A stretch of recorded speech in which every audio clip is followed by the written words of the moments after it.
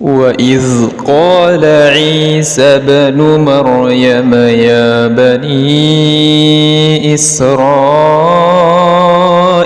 إني رسول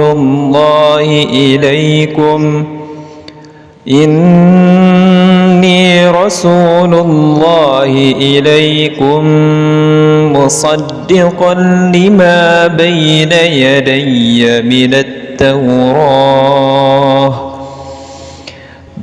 يدي من التوراة ومبشرا برسول يأتي من بعد اسمه أحمد.